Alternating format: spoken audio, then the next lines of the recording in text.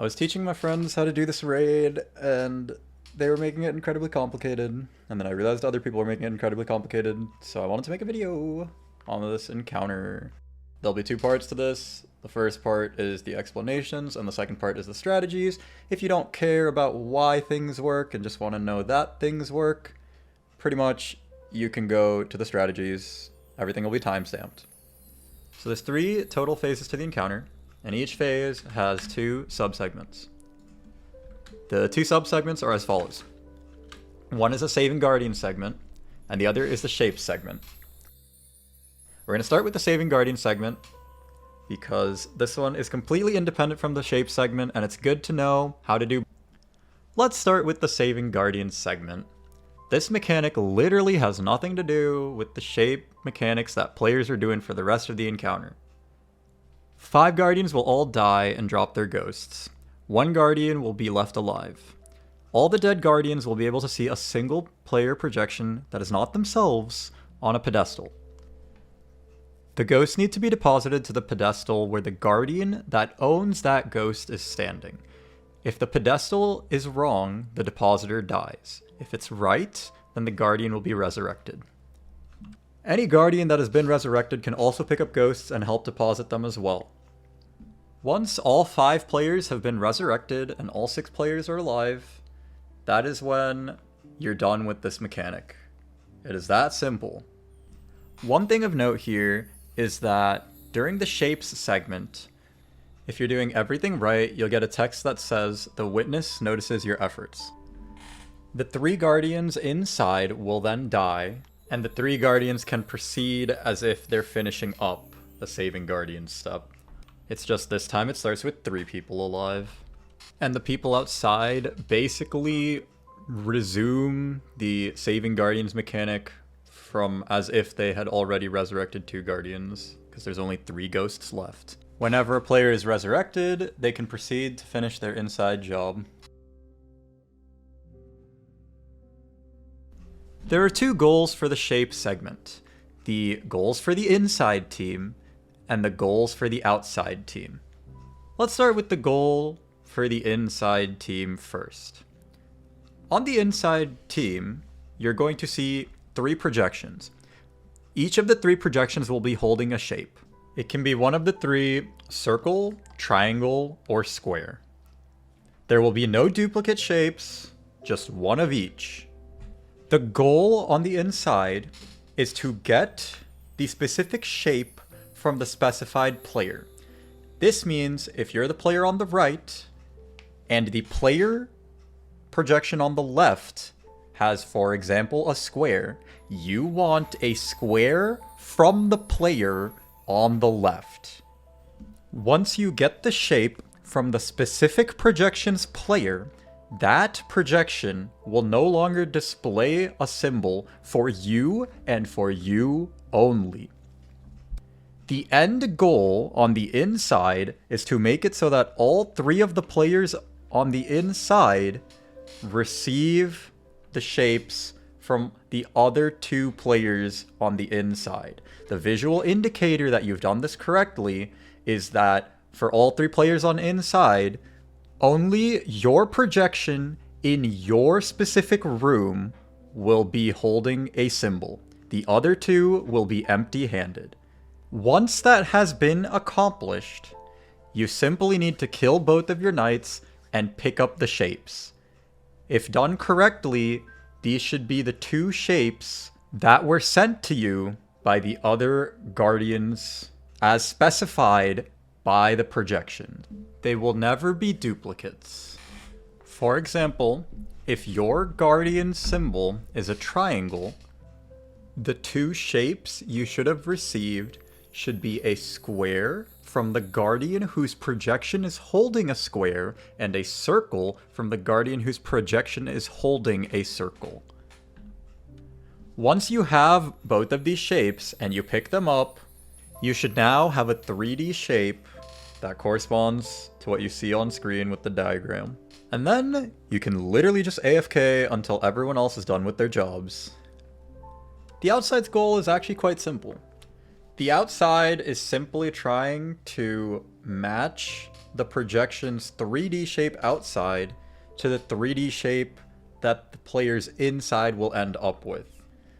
This diagram right here makes it quite simple.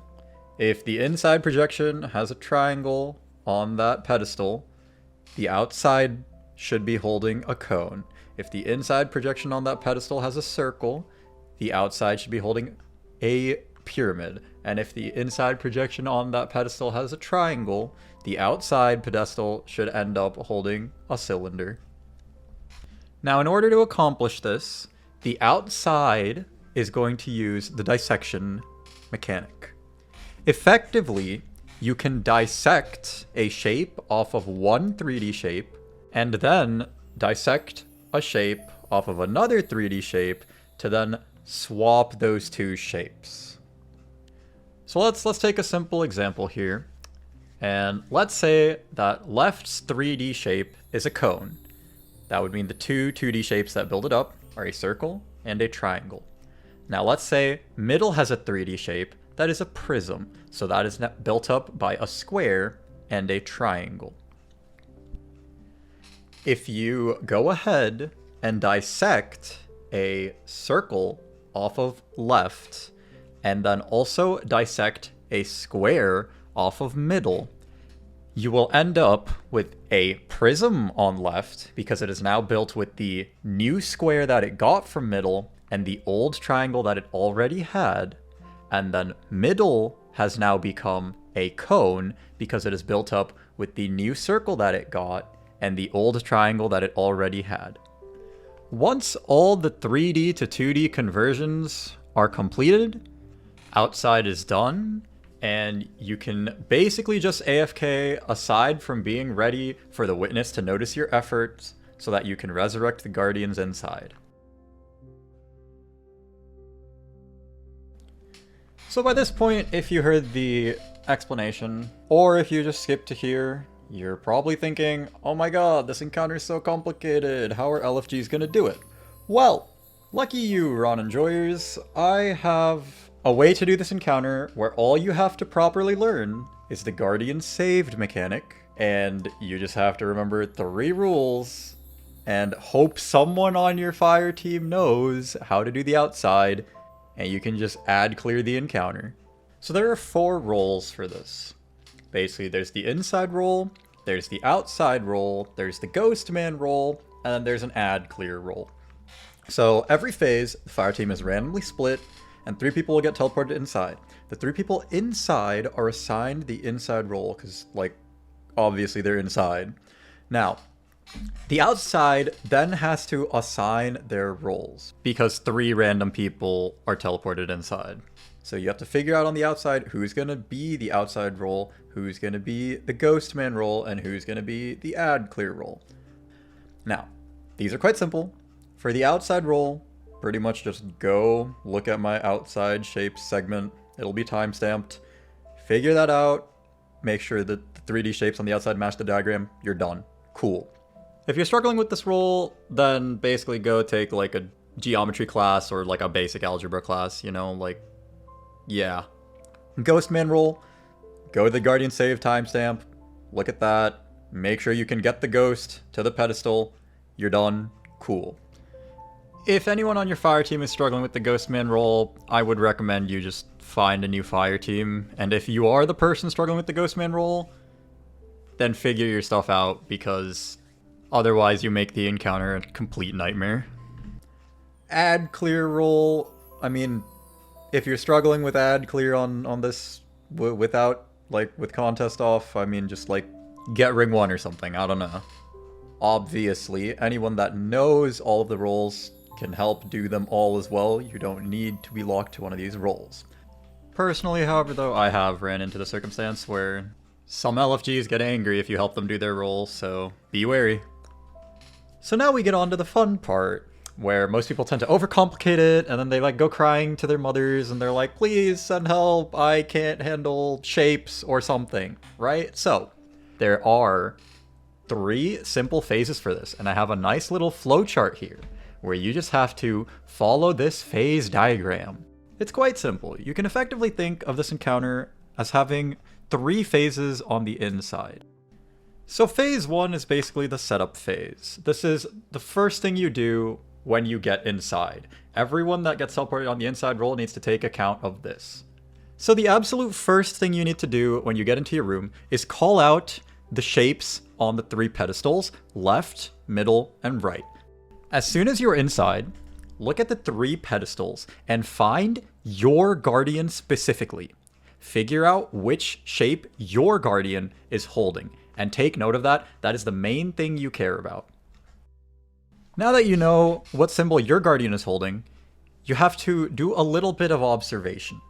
What's going to happen is you need to figure out what symbols you have in your room, and on this phase, while you are on this phase of dunkage, if a knight drops your symbol, completely ignore it, don't do anything with it. But any knights that don't drop your symbols, you want to dunk into the respective symbols. The second phase of dunkage is where you are giving out your symbols. So for the second phase of dunkage, both of your knights are going to drop your symbol. And what you need to do is you need to pick up one symbol at a time and give them to one projection at a time. It is important on this phase of dunkage that you do not give your symbol to the same projection twice. You need to give one symbol to each projection, one dunk at a time. Now once you've done that, you're now on your final phase, where this time you're not dunking anything, but you still want to get the 2 symbols that are dropped by your knights. In the third phase and the third phase only, you want to pick up both your symbols at the same time. If you have done this correctly, you're going to have the 3-dimensional shape that is built up of the 2 2-dimensional shapes that your guardian projection is not holding. And then you basically get to AFK until everyone else is done with all of their rolls.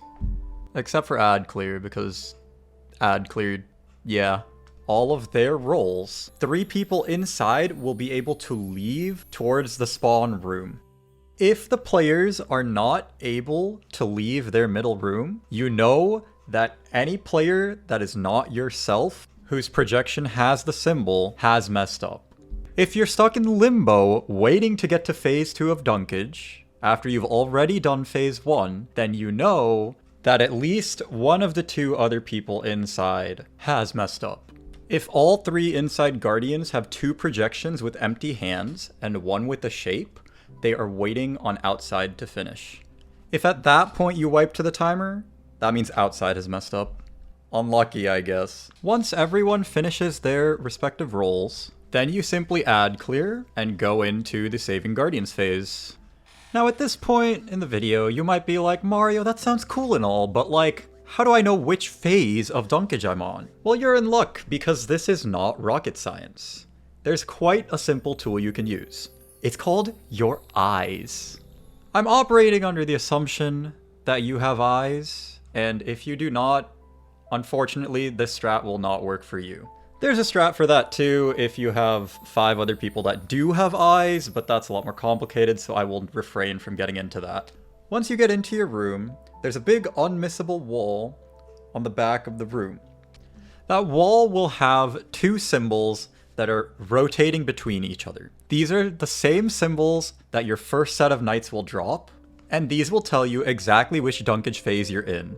Either phase 1 or phase 2. You can never start in phase 3 as you spawn into your room. Now, if you can't see it, take it up with Bungie. I've had some friends that haven't had it spawn in and they had to change their settings. So here we have an example, courtesy of Jax Toasty. This is his point of view as he does an inside.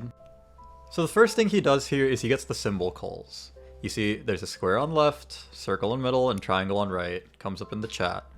Next, he looks for his guardian, and he takes note of his symbol. He sees that he has a triangle.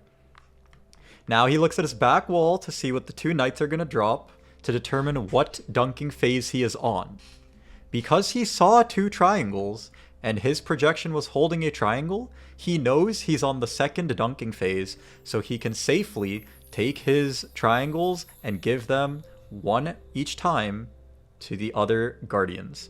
Now, Jack's room is completely done. He just has to wait there for the other people to pass him the circle and the square respectively.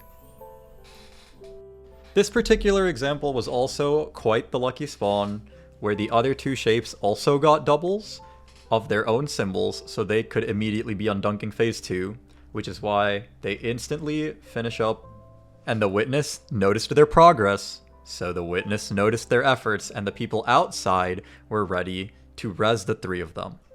Now that Jack's been rezzed, he can verify by looking at the projections to see that both of their hands are empty, and he knows his room is done. He can also confirm that on the back wall he has a circle and a square, which is exactly what he wants because his projection is holding a triangle. So now he's going to kill both his knights and immediately grab both his shapes. Once he's grabbed both his shapes, he is ready to AFK until outside is done. So he's going to go wait at the wall to leave. As soon as all 3 players leave the wall, you'll notice that the timer on the top of the screen disappears. So now you just add clear and then get ready for the Guardian saving phase. You'll notice that we all group up here so that it's easier to get each other's ghosts, but we stay spread out enough such that you can still easily distinguish which ghost is which. Now we also see that Jack was one of the Guardians that died and has to be saved, and so he is going to rotate his camera around and look for the one Guardian symbol that he sees. You can see that on pedestal 5 he sees a Guardian, and so he calls that out. At the same time, everyone else is calling out or typing out which Guardian's projection they see and which pedestal that is tied to. And so the people alive basically grab a ghost and take that to the right pedestal. And now they're done. And so that's the encounter. I legitimately think that Bungie designed a perfect encounter. This is how it works. So now you all know. And also, here's a fun little screenshot. My fire team didn't get our green dot on our clear, but have the contest emblem, so don't know what's going on with that.